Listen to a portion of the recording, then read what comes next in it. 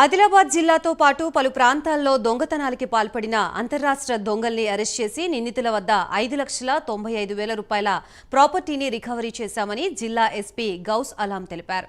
కొంతకాలంగా జిల్లాలో వాహనాల్ని దొంగిలిస్తున్న వారిని సీసీ కెమెరాల ద్వారా గుర్తించి వారిని పట్టుకున్నామన్నారు. దొంగతనాలకి పాల్పడిన మహ్మద్ ఏజాజ్ అబీద్లను అరెస్ట్ చేసి రిమాండ్కు తరలించారు. మరో నిందితుడు బాబ్లు పరారీలో ఉన్నారని అతన్ని కూడా త్వరలోనే పట్టుకుంటామని తెలియజేశారు. నిందితుల నుండి 7 ద్విచక్ర వాహనాలు, ఒక ఆటో, టీవీ, కెమెరాతో పాటు ఒక సెల్ ఫోన్, వెండి వస్తువులు రికవరీ చేశామని ఎస్పీ తెలిపారు. Press meet is related to arrest of inter state gang. ఇక్కడ ఇప్పటి వరకు ముగ్గురికి పట్టుకున్నాము. వాళ్ళ మీద టోటల్గా ఇప్పటి వరకు 9 కేసెస్ ఉన్నాయి. దీంట్లో రికవర్ అయిన property, they are regular property offenders. Recover అయిన property total 5 bikes,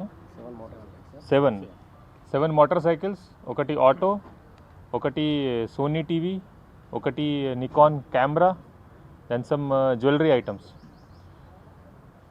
details of cases ముఖ్యంగా ఆదిలాబాద్ 1 టౌన్లో ఉంది. Crime number 332, 294, 156, 488 of 2023. దీంట్లో ఒకటి HB1 నైట్ కేసు కూడా ఉంది. Co accused in this case మోయిస్ కర్కే, అతను ఇప్పుడు జైల్లో ఉన్నారు. అతన్ని కూడా పీటీ వారెంట్లో మేము తీసుకుంటాము అండ్ ఫర్ ఇంటరోగేషన్ పర్పస్. ఇది కాకుండా ఆదిలాబాద్ జిల్లాలో కాకుండా నిజామాబాద్లో కూడా టౌన్ 1 ఏరియాలో రీసెంట్ ఒకటి